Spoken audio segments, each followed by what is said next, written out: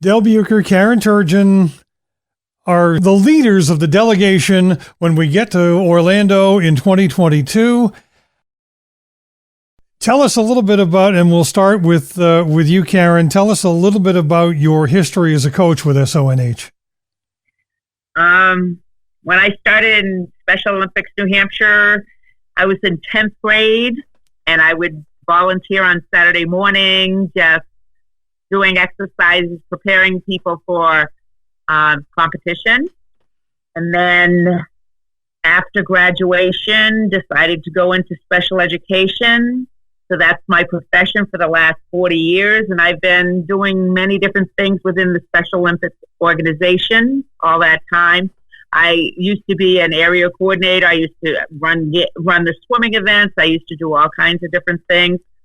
And as of late, just doing the USA Games. Del and I went to Seattle as head of delegations, and I had done a head of delegation in Reno, Nevada. No, Reno, I was a skating coach. And then when I went to Minneapolis, St. Paul, I was the head of delegation there. And I've been involved in Special Olympics forever. And do many different aspects of it. Local coach. And then I started a unified basketball team. I teach at Berlin High School, and we have a unified basketball team here. And basically, my history of Special Olympics, a little of everything for many years. Del, how about you? Yeah, I don't have as many years as Karen. I started at about 2001, I think. We started a program in Barrington. A group of teachers got together and started the program. I went and watched the games that year in Rochester, and I was hooked. So the next year I started volunteering for it, and they said, okay, you can take over, Del.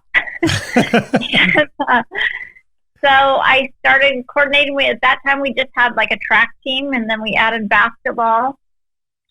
And then we added, and we had some skiers. We had some downhill skiers. So then we kind of formed Team Gunstock, and my skiers went up there, but I still helped coach up there. And then we started a softball team, and it's evolved into track team, 3 softball teams, 3 to 4 basketball teams. What else do we do? Oh, bowling. We put bowling in there, so we do candlepin bowling. And so I coordinate all that, and then I help coach. Well, I try to get as many coaches as I can, but I help coordinate, and I try not to miss too many practices because that's the fun part to go. Well, we appreciate all that both of you do for SONH. You were both in Seattle as heads of delegation? Yeah. Yeah. All right, Karen, favorite memory from Seattle?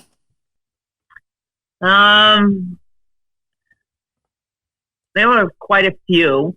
We crashed a wedding. We were walking the campus just to see find our way around, and they were taking pictures.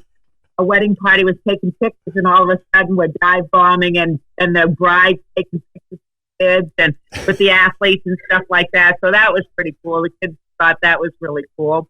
One of the memories was I had put up on the bulletin board in our lounge just a thing saying gold, medals won, gold, silver, bronze, and then, 6 up, whatever, first step, whatever, and then just memories made. And I just remember one of the athletes going up there, putting a slash by one of the medals, and then down with memories made. He just went like, boom, boom, boom, boom, boom, boom. He just kept on putting all these lines for all the great memories that he had and the special times. So that was really neat.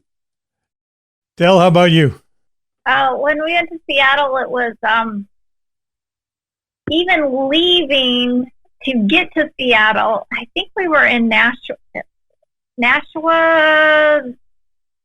I think that's where we left from. And it was just like we all got there. They had to get all their clothes together that day, that afternoon, and all their uniforms. They were trying on uniforms in tents and go. And then we finally get on the buses to go. And the law enforcement just like got ahead of us and on the side of us, and they wouldn't let any traffic by. And we just we made the fastest trip to Boston Airport ever. And it was great. And then just, watching the athletes come across the finish line, swimming their fastest that they've ever done. And they know when they cross that finish line, they are so proud of themselves. And watching the families, being together, sitting with the families, and their families are just like, this is like way better than you explained. And when we first make the phone calls to the athletes and to the families, we say, this is what, we kind of explain what's going to happen. And it is like no experience like you've ever been through before. And then at the games, the parents are like, you are exactly right. You can't put this into words. You can't tell the athletes what the experiences is. And we always tell the parents or their guardians how much their athletes are going to grow in this, 6 months to the year's time that we have with them. And every time the parents are like, oh my gosh, they have grown so much, they've done so much, they've experienced so many things, and have like such great new friends, and it's the best part. And any idea what to expect with a sort of a Disney-centered USA Games? I think it's going to be bigger. I think we're going to see more athletes. Usually when we go to USA Games, it's just 50 states. But now, because we're competing in Orlando, they've added the countries in the Caribbean. So we have, it's kind of like a mini international game that we're going to, because we get to be with other teams from other countries. It's the largest delegation that SONH has ever sent, and you guys are running the show.